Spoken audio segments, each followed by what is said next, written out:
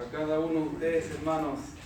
Es un placer estar compartiendo la palabra, estar siendo un portador de la misma.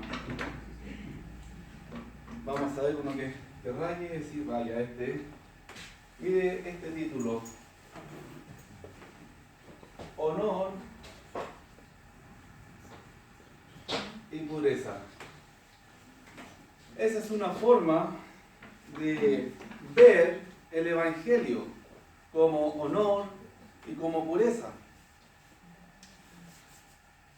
A través del Evangelio nosotros alcanzamos un alto honor. El honor, por ejemplo, de ser hijo de Dios.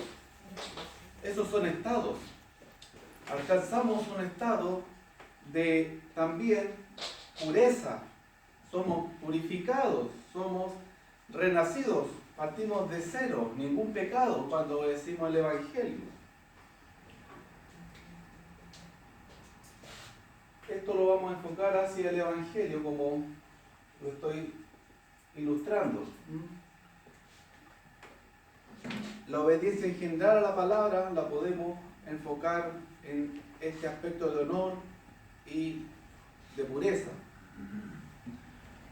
Los invito, hermanos, a ir a la carta del apóstol Pedro, capítulo 4 de la primera carta, primera de Pedro 4, y fíjese lo que dice el versículo 11.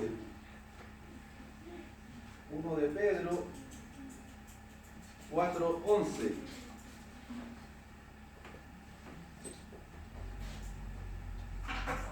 Primera de Pedro, capítulo 4, versículo 11. Si alguno habla, hable conforme a las palabras de Dios. Y si alguno ministra, ministre conforme al poder que Dios da, para que en todo Dios sea glorificado por Jesucristo, a quien pertenece la gloria y el imperio por los siglos de los siglos. Amén. Habla de un propósito. ¿Para qué? Eso siempre va a indicar un propósito, ¿verdad? Y el para qué en este versículo es: en todo sea Dios glorificado. Es decir,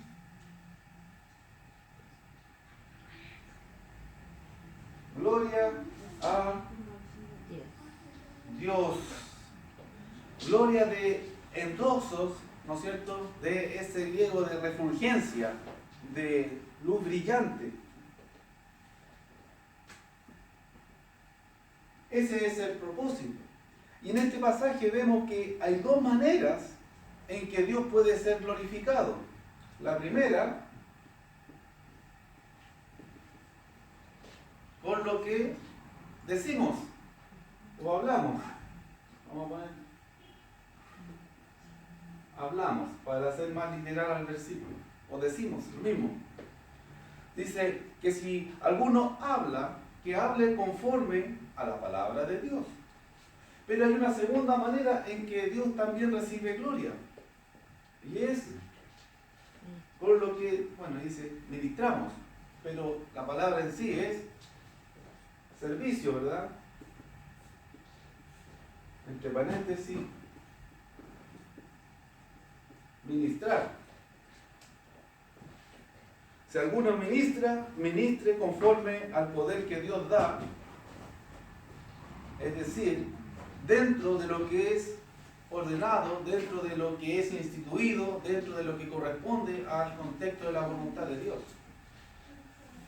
Podemos glorificar a Dios con lo que hablamos, podemos glorificar a Dios con lo que hacemos. Dos maneras en que Dios puede ser glorificado. ¿Cuándo es glorificado Dios con lo que hablamos? Cuando hablamos conforme a la palabra de Dios. Si no hablamos conforme a la palabra de Dios, perdemos la oportunidad de glorificar a Dios, de dar gloria a Dios. Fíjese, de dar honor a Dios. Al mismo tiempo, también con lo que hacemos, pero cuando lo hacemos conforme a lo que es la voluntad de Dios. Entonces es importantísimo, primero, tener un conocimiento de la palabra de Dios. Porque ¿cómo vamos a hablar conforme a la palabra de Dios si somos ignorantes de la misma? Y también es importantísimo ser practicantes de la palabra de Dios. Porque la segunda manera de glorificar a Dios es con lo que hacemos conforme a su voluntad. Yo no diría teoría y práctica. Esto es práctica neta, todo es práctica. Tanto la opción 1 como la opción 2 de glorificar a Dios son prácticas. Cuando presentamos el estudio bíblico a un grupo de personas en la iglesia, en la congregación, a un grupo de amigos, conocidos, etcétera, un contacto cualquiera, y estamos presentando la palabra de Dios, estamos glorificando a Dios a través del Evangelio. Y estamos dando honor a Dios. Cuando estamos haciendo la voluntad de Dios, lo mismo. Y estas dos cosas van juntas. Yo no puedo elegir, bueno, yo voy a glorificar a Dios con lo que voy a hablar, con lo que voy a decir. O yo voy a glorificar a Dios con lo que voy a hacer, con las cosas que haga, con el servicio que voy a prestar. No, no son dos cosas para elegir. Aquí Pedro está hablando de glorificar a Dios de dos formas que se complementan. Porque si yo hablo conforme a la palabra de Dios, pero no ministro conforme a la misma voluntad de Dios, ¿está siendo Dios honrado, glorificado? No. Realmente no. Cuando hablamos de pureza, lo mismo. Habla el mismo apóstol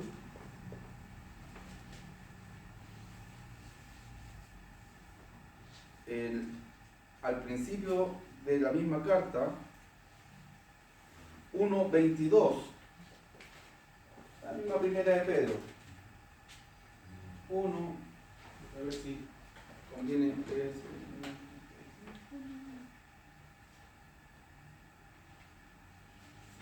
Vamos a leer el 23, para no cortar una posible idea que está enlazada. Primera de Pedro 1, 22 y 23 declara lo siguiente. Del capítulo 1. Habiendo purificado vuestras almas por la obediencia a la verdad mediante el Espíritu, para, y vemos un propósito, el amor fraternal no fingido. Amaos unos a otros entrañablemente de corazón puro, siendo renacidos no de simiente corruptible ni de incorruptible, por la palabra de Dios que vive y permanece para siempre. Este es un versículo que las personas que evangelizan ocupan con frecuencia dentro de lo que es la evangelización a una persona, cuando se le está enseñando el Evangelio. ¿Qué nos dice estos dos versículos? Pedro le dice, usted habiendo purificado vuestras almas, ¿no es cierto? Habla de el segundo punto que estamos observando, pureza. Y va a poner énfasis en esta palabra. Entre otros puntos va a poner énfasis en pureza. Ustedes purificaron sus almas cuando obedecieron la verdad. Fíjese, cuando hacemos conforme a la verdad, vamos a purificar,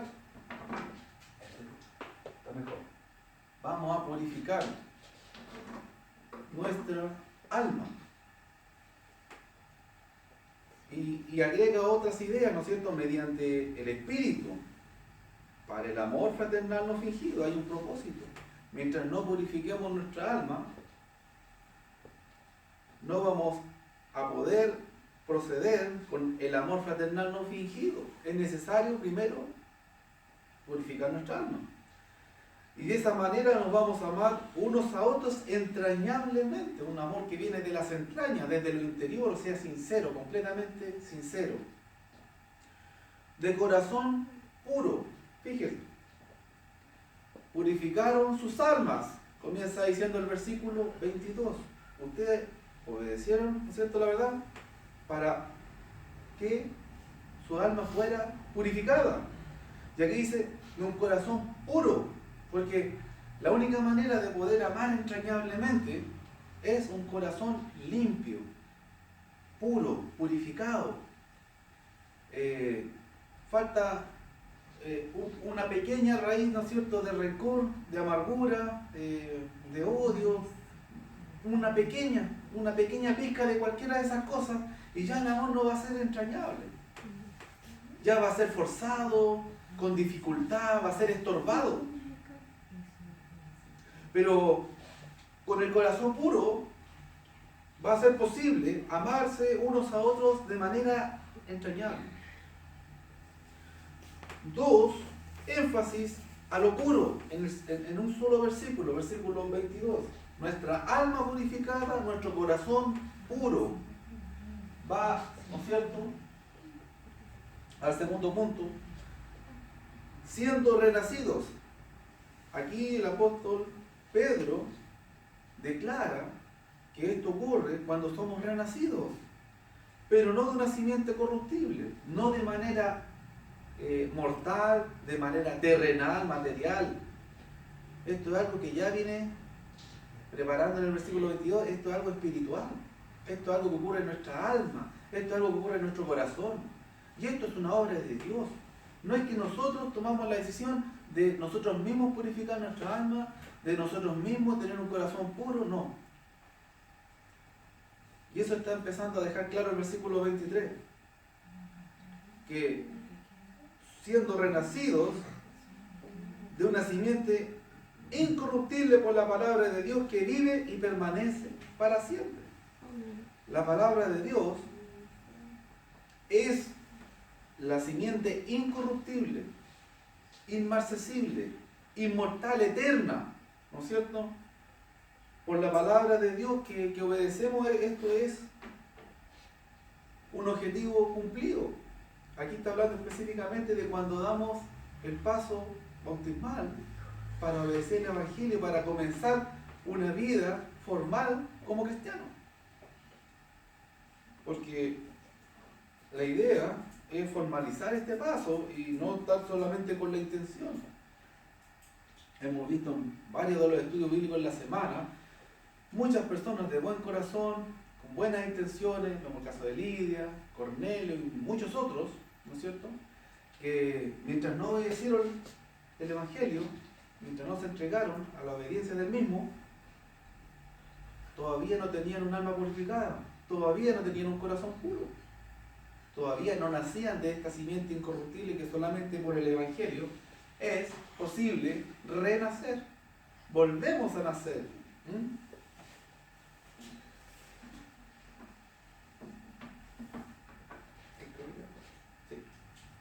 Bien, hermano, entonces, fíjese, honor y pureza.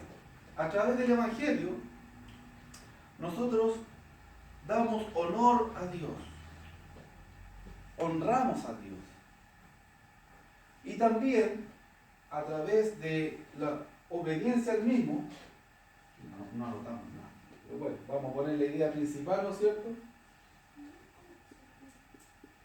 Purificar alma y corazón, ¿ya? Es la idea básica. Purificamos nuestra alma y corazón mediante la acción divina.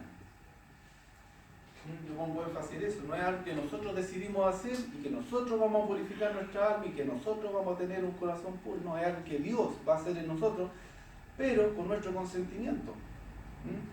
Como en el mismo pasaje podríamos ver, él habla de el inicio en el bautismo de una aspiración, de una buena conciencia de Dios. Es la aspiración de una buena relación con Dios, iniciando eso. Hasta antes de eso no hay nada.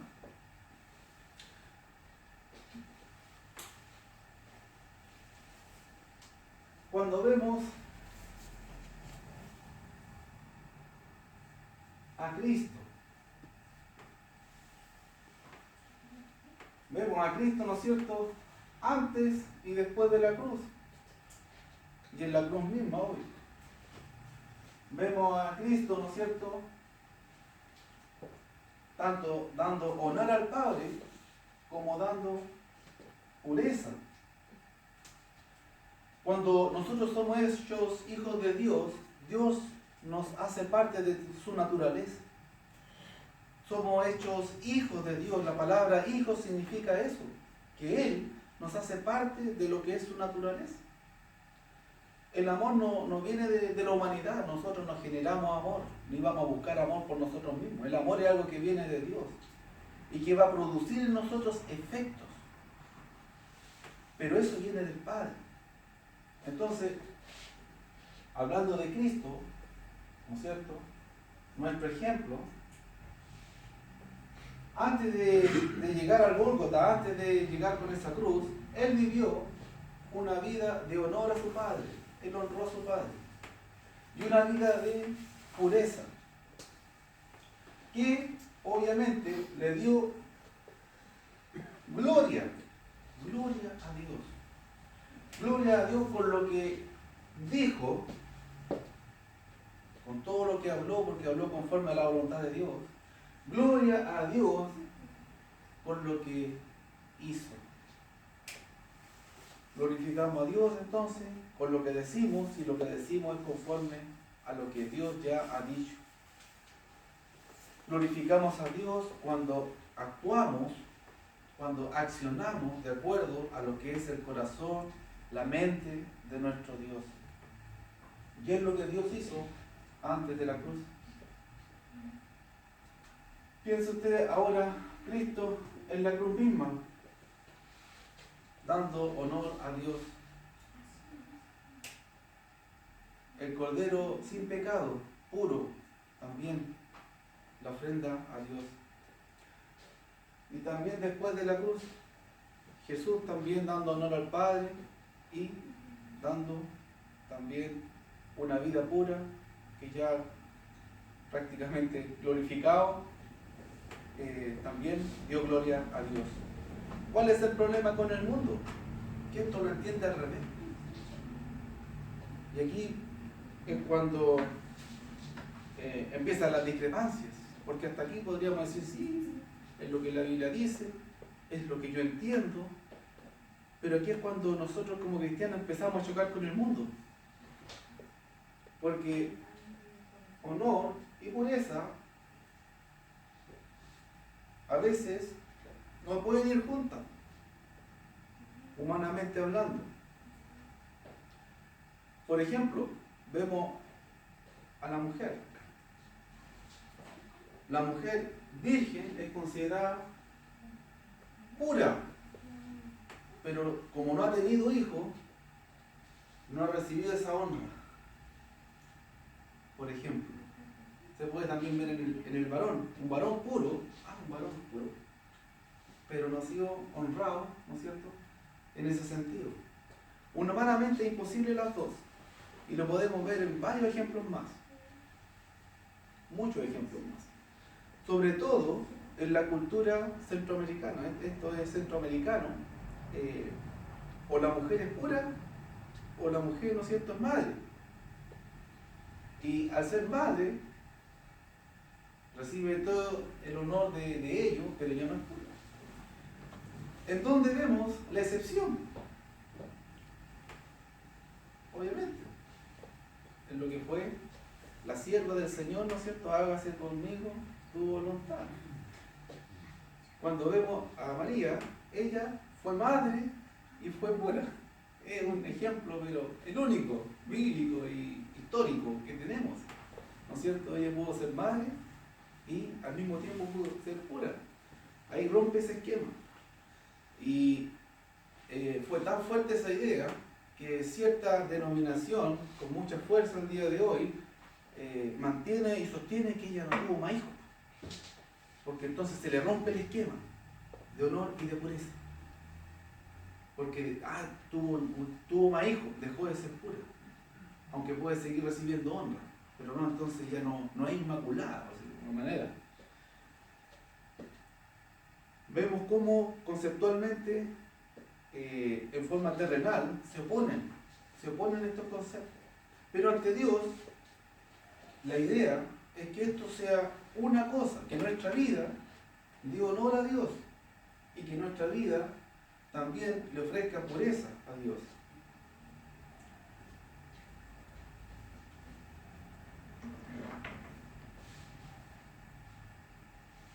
Versículo 13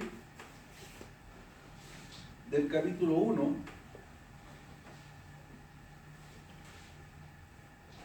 Vamos a ver solamente hasta el 15, 13 al 15.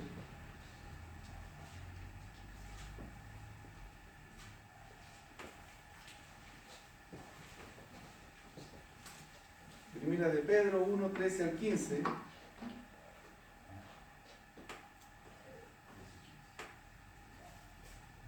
Palabras del apóstol Pedro diciendo: por tanto, ceñid los lomos de vuestro entendimiento, sed sobrios, y esperar por completo en la gracia que os traerá cuando Jesucristo sea manifestado. Como hijos obedientes, no os conforméis a los deseos que antes teníais, estando en vuestra ignorancia, sino como aquel que os llamó es santo, sed también vosotros santos en toda vuestra manera de vivir. Y bueno, podríamos agregar el 16, que es, ¿no es cierto?, lo que encontramos en Levítico, tanto el capítulo 11 como el 19 de Levítico. Esto no es nuevo, pero lo toma el apóstol Pedro y también lo tomó el mismo Jesucristo en su ministerio, porque escrito está: sed santo porque yo soy santo. Perdón, sed santo porque yo soy santo, dice el Señor. Es decir, Dios quiere que seamos como Él.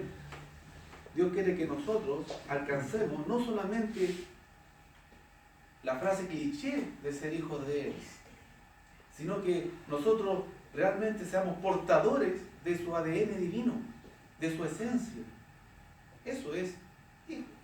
Ahora, la palabra hijo es súper. Aquí, por ejemplo, cuando hablamos de Jesús, el Hijo de Dios, la palabra hijo básicamente alude a naturaleza, hermanos. Podríamos decir: no, este es un hijo de maldad, ¿no es cierto?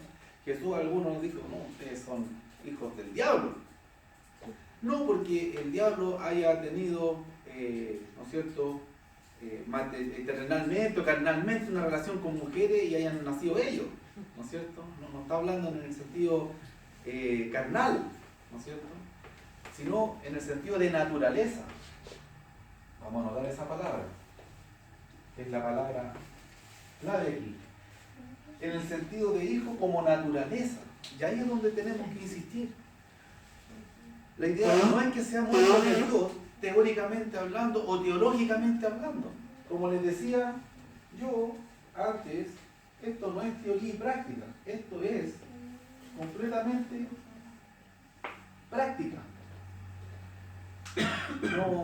No tenemos una parte teórica y una parte práctica, es lo que es la palabra de Dios, la voluntad de Dios. Tenemos una parte que es comprensión y una parte que es ejecución, pero todo es práctico, tanto lo que entendemos para poder hablar como lo que practicamos de acuerdo a eso mismo. Todo es práctico, no hay teoría. Y cuando hablamos de ser hijos de Dios, la idea es que no seamos solamente hijos de Dios teológicamente hablando o teóricamente hablando, sino que seamos hijos de Dios en cuanto a lo que es su naturaleza. cuando somos hechos hijos de Dios. No, nosotros no nos hacemos hijos de Dios nosotros mismos, sino que Dios nos hace hijos de Él. Cuando Dios nos hace hijos de Él, cuando nosotros somos hechos hijos de Dios por Dios mismo, Dios pone su esencia en nosotros. A través de la sangre derramada en el madero, tenemos el más alto honor de ser hechos hijos de Dios. Y en ese momento Dios nos hace puros delante de su presencia. Es algo extraordinario, es algo para seguir meditando después de este sermón en este día, es algo para seguir meditando en el resto de la semana. Dios nos da el más alto honor y un estado totalmente de pureza. Ambas cosas imposibles de alcanzar por nosotros mismos. Entonces, nosotros tenemos que vivir como hijos de Dios, ser hijos de Dios. No solamente entender que somos hijos de Dios, no solamente aceptarlo, sino que vivirlo, serlo. Y es lo difícil. Esto, el mundo, como le decía, choca con esto. ¿Por qué? Simple. El mundo está influenciado por el demonio, por Satanás. La palabra nos enseña que el mundo está bajo el control del maligno. No está bajo la cobertura divina. Voy a salir un poquito de Pedro, lo voy a llevar a Colosenses.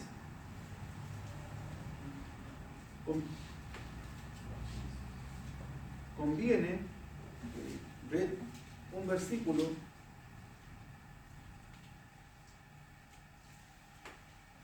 versículo 13 del capítulo 1. Vamos a dar aquí. Colosenses 1:13. A veces dar por muy sabido las cosas no es bueno. Mejor vamos a este versículo. 1:13. Hablando, ¿no es cierto?, Dios de el Padre. Dice, el cual, ahí está hablando de el Padre, el cual nos ha librado de la potestad de las tinieblas. Es decir, las tinieblas tienen poder, tienen autoridad. ¿Y qué ha hecho el Padre Celestial? Nos ha librado de ese poder. ¿Significa eso que las tinieblas ya no tienen poder? No. Las tinieblas tienen poder. Pero Dios nos ha librado, a los que hemos llegado a ser hijos de Dios, nos ha librado de ese poder, de esa superioridad, de esa potestad que tienen las tinieblas sobre el que no es hijo de Dios. Y además nos ha trasladado al reino de Cristo. Dice aquí literalmente, y trasladado al reino de su amado Hijo, agregando que en quien tenemos redención por su sangre, el perdón de los pecados. Entonces hay un movimiento espiritual, hermanos, en el que es constituido hijo de Dios. Primero, es librado del poder de las tinieblas, es librado del poder del demonio mismo que opera en este mundo.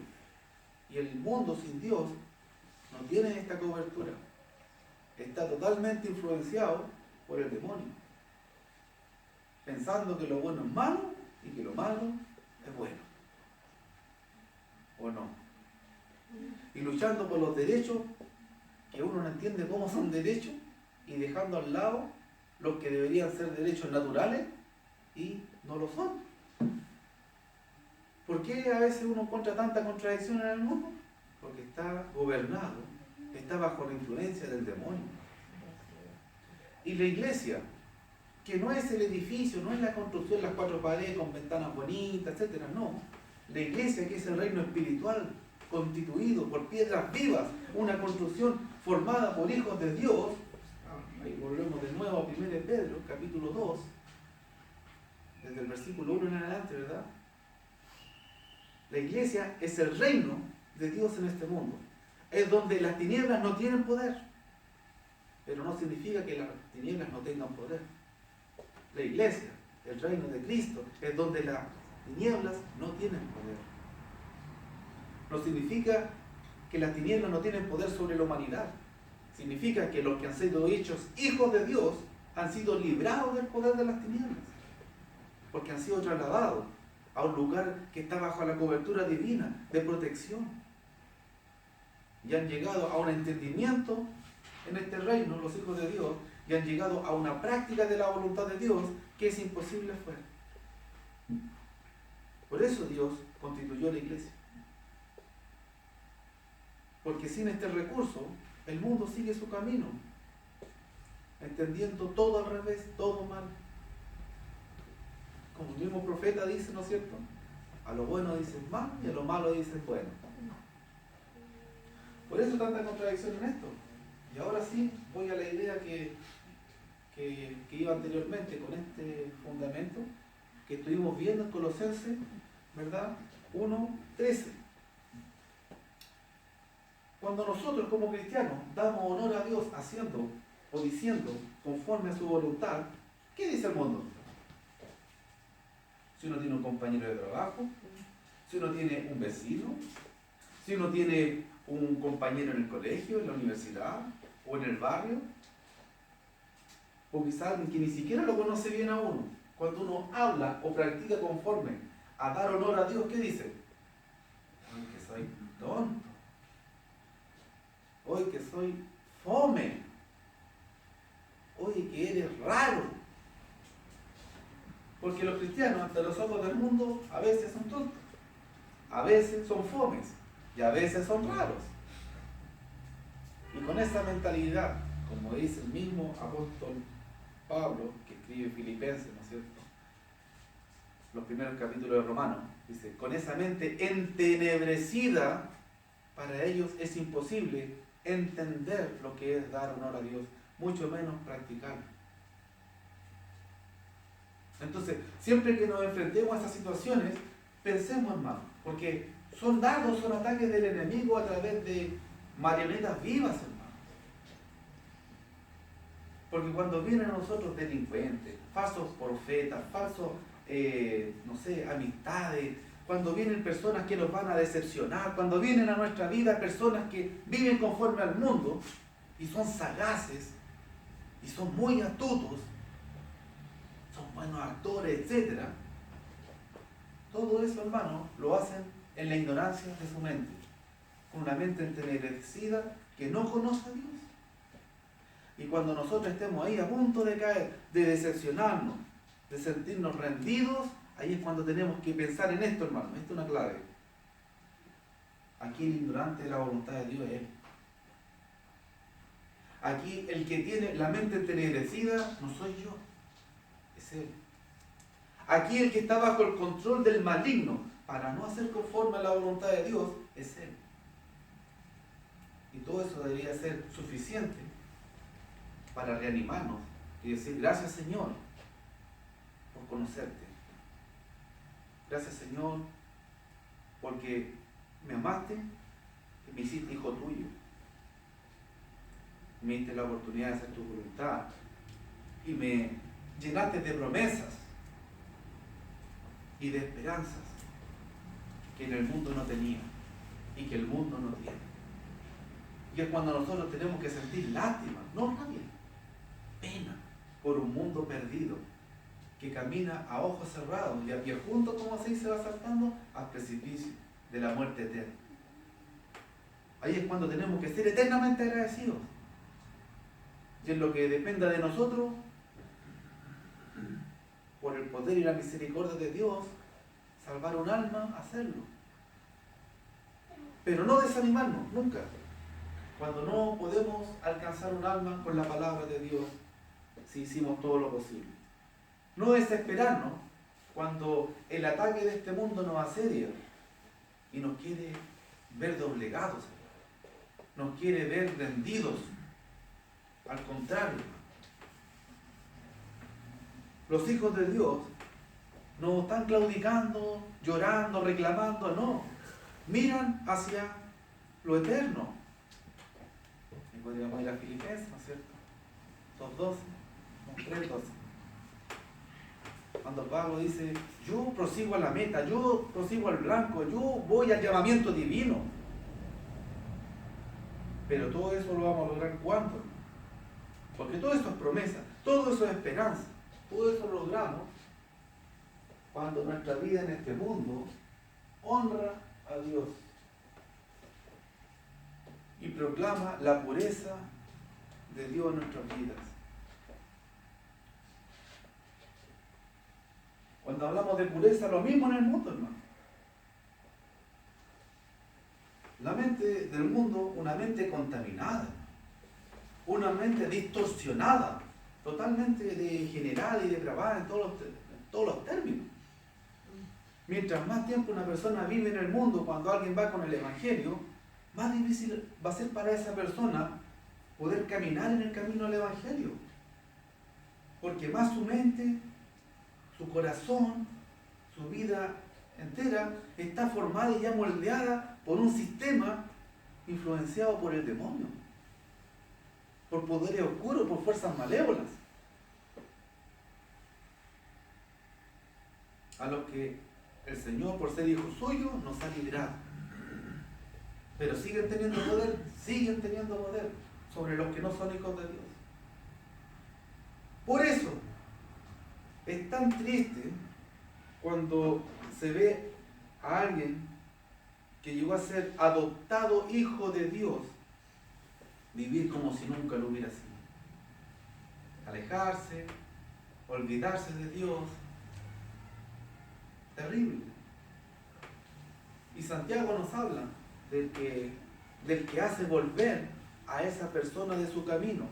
Salva de muerte, salva. Del que se apartó. El mismo Pedro nos habla de que qué terrible, qué triste el estado de esa persona que desertó de este camino de victoria espiritual, de este camino que lleva hacia el éxito eterno. Qué triste. Y da unos ejemplos bien asquerosos, pero son así. Esa es la situación, esa es la comparación. Es terrible. Cuando hablamos de pureza, hermano, este mundo es un mundo que tiene una mente y un corazón totalmente contaminados. Cuando van a operar en un quirófano, está totalmente limpio, esterilizado, no hay nada contaminado, ni los utensilios, nada. Se cuida la pulcritud, pero al extremo, porque cualquier bichito de infección puede convertirse en la muerte del paciente. Pero en este mundo, en esa misma figura, ¿no es cierto? Es como estar operando en las peores condiciones. O estar cocinando en las condiciones más asquerosas. Hay restaurantes que las cocinas están tras de vidrios, para que usted vea, oh sí, tienen limpio, tienen todo, perfecto. Y hay otros donde la cocina está escondida, pero donde nadie puede llegar, porque si alguien la viera, nadie podría comer ahí. Y el mundo terrenal, que no tiene la mente de Cristo, que no tiene la luz de Dios en su vida, está comiendo en esos restaurantes. Porque con su mente entenebrecida, no está rico. Porque está en la ignorancia de cómo se está haciendo. Pero espiritualmente, en ese mismo sentido, nosotros no comeríamos ahí. Porque tenemos el entendimiento y el conocimiento que ellos no. Por eso, hermano, como conclusión,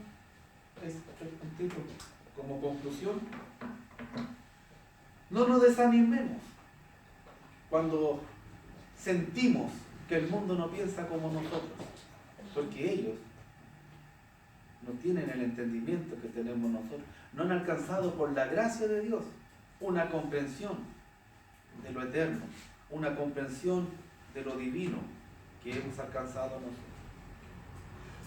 Que no nos decepcionen las circunstancias de esta vida.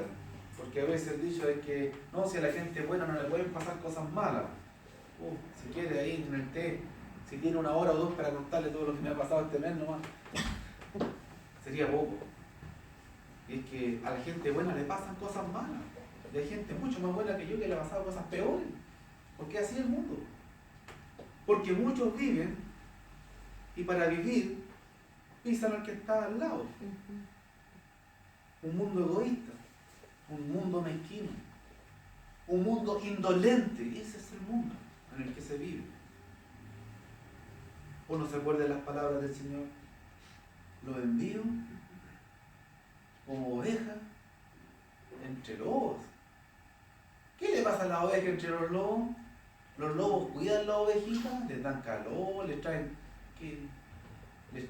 las llevan a agüitas tranquilas y patitos verdes. No es así. Pero Él dice: confiad, yo he vencido al mundo. Y ustedes, asidos fuertemente de mí, también van a vencer al mundo. Así que no se desanimen, hermanos. Vemos que a veces se aprueban leyes sin sentido. Y otras que llevan esperando tanto tiempo, no se sabe, no se entiende por qué no se aprueban. Vemos que en la Constitución vigente, los delincuentes tienen más derechos que las víctimas, dándole y proporcionándole un abogado al delincuente gratis y la víctima teniendo que pagar uno.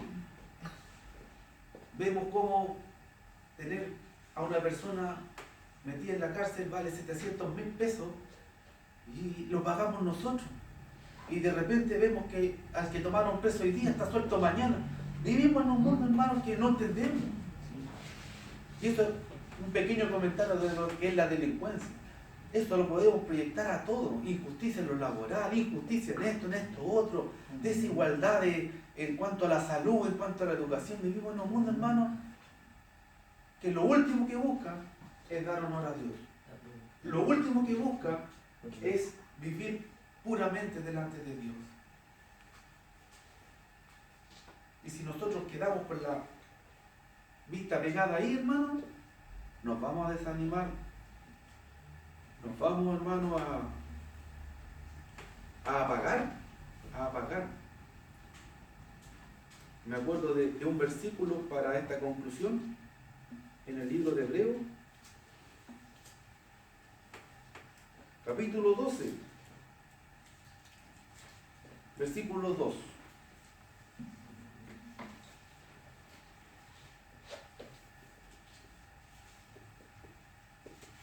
Hebreos 12, 2. Cuando usted se desanima, hermano, porque estamos en un mundo injusto, porque estamos en un mundo que pasan cosas malas y nos pasan a nosotros. Y a veces uno dice: ¿y por qué a mí, Señor? Y hay una hermana que amábamos mucho y que seguimos amando al Señor, que ya no está con nosotros, y le pasó algo muy malo. Ella murió de cáncer, se le diagnosticó un cáncer terminal. ¿Y ella qué dijo? Y no me voy a olvidar nunca esas palabras: ¿y por qué a mí no? Así dijo la hermana Virginia: ¿y por qué a mí no? Qué manera de pensar madura, ¿verdad? Y a veces vemos a tantos cristianos chillando con un techito donde dormir y quejándose que la cama está dura, y de repente vemos tanta gente durmiendo en la calle. Hermano, donde ponga usted la atención, donde ponga la vista, ahí va a estar su corazón alimentándose. Vamos a terminar con Hebreos 12:2.